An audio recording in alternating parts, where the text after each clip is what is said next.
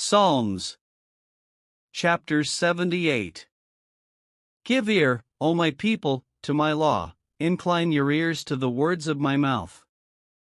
I will open my mouth in a parable, I will utter dark sayings of old, which we have heard and known, and our fathers have told us.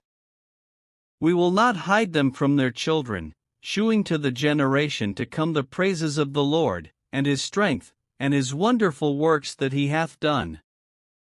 For he established a testimony in Jacob, and appointed a law in Israel, which he commanded our fathers, that they should make them known to their children, that the generation to come might know them, even the children which should be born, who should arise and declare them to their children, that they might set their hope in God, and not forget the works of God, but keep his commandments, and might not be as their fathers, a stubborn and rebellious generation, a generation that set not their heart aright, and whose spirit was not steadfast with God. The children of Ephraim, being armed, and carrying bows, turned back in the day of battle. They kept not the covenant of God, and refused to walk in his law, and forgat his works, and his wonders that he had shewed them. Marvelous things did he in the sight of their fathers, in the land of Egypt, in the field of Zoan. He divided the sea, and caused them to pass through, and he made the waters to stand as an heap. In the daytime also he led them with a cloud, and all the night with a light of fire. He clave the rocks in the wilderness, and gave them drink as out of the great depths. He brought streams also out of the rock, and caused waters to run down like rivers. And they sinned yet more against him by provoking the Most High in the wilderness. And they tempted God in their heart by asking meat for their lust. Yea, they spake against God, they said, Can God furnish a table in the wilderness? Behold, he smote the rock, that the waters gushed out, and the streams overflowed. Can he give bread also? Can he provide flesh for his people?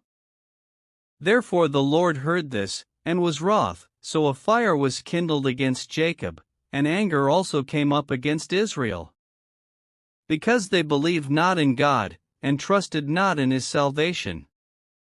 Though he had commanded the clouds from above, and opened the doors of heaven, and had rained down manna upon them to eat, and had given them of the corn of heaven. Man did eat angels' food, he sent them meat to the full. He caused an east wind to blow in the heaven, and by his power he brought in the south wind. He rained flesh also upon them as dust, and feathered fowls like as the sand of the sea.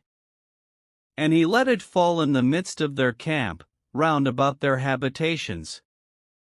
So they did eat, and were well filled, for he gave them their own desire. They were not estranged from their lust, but while their meat was yet in their mouths, the wrath of God came upon them, and slew the fattest of them, and smote down the chosen men of Israel. For all this they sinned still, and believed not for his wondrous works. Therefore their days did he consume in vanity, and their years in trouble. When he slew them, then they sought him, and they returned and inquired early after God. And they remembered that God was their rock, and the high God their Redeemer. Nevertheless they did flatter him with their mouth, and they lied unto him with their tongues. For their heart was not right with him, neither were they steadfast in his covenant. But he, being full of compassion, forgave their iniquity, and destroyed them not. Yea, many a time turned he his anger away, and did not stir up all his wrath. For he remembered that they were but flesh, a wind that passeth away, and cometh not again. How oft did they provoke him in the wilderness, and grieve him in the desert? Yea, they turned back and tempted God, and limited the Holy One of Israel. They remembered not his hand, nor the day when he delivered them from the enemy. How he had wrought his signs in Egypt, and his wonders in the field of Zoan. And had turned their rivers into blood, and their floods, that they could not drink. He sent divers sorts of flies among them, which devoured them, and frogs, which destroyed them. He gave also their increase unto the caterpillar, and their labor unto the locust. He destroyed their vines with hail, and their sycamore trees with frost. He gave up their cattle also to the hail, and their flocks to hot thunderbolts. He cast upon them the fierceness of his anger, wrath, and indignation, and trouble, by sending evil angels among them. He made a way to his anger, he spared not their soul from death, but gave their life over to the pestilence. And smote all the firstborn in Egypt, the chief of their strength in the tabernacles of Ham. But made his own people to go forth like sheep, and guided them in the wilderness like a flock. And he led them on safely, so that they feared not, but the sea overwhelmed their enemies. And he brought them to the border of his sanctuary, even to this mountain, which his right hand had purchased. He cast out the heathen also before them, and divided them an inheritance by line, and made the tribes of Israel to dwell in their tents. Yet they tempted and provoked the Most High God, and kept not his testimonies, but turned back, and dealt unfaithfully like their fathers. They were turned aside like a deceitful bow. For they provoked him to anger with their high places, and moved him to jealousy with their graven images. When God heard this, he was wroth, and greatly abhorred Israel.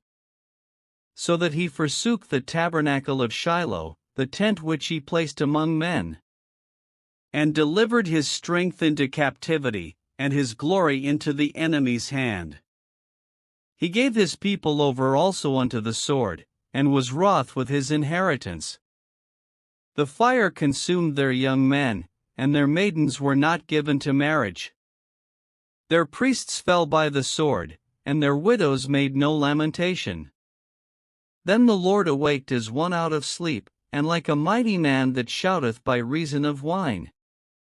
And he smote his enemies in the hinder parts, he put them to a perpetual reproach. Moreover he refused the tabernacle of Joseph, and chose not the tribe of Ephraim, but chose the tribe of Judah, the Mount Zion which he loved. And he built his sanctuary like high palaces, like the earth which he hath established forever. He chose David also his servant, and took him from the sheepfolds. From following the ewes great with young he brought in to feed Jacob his people, and Israel his inheritance. So he fed them according to the integrity of his heart, and guided them by the skillfulness of his hands.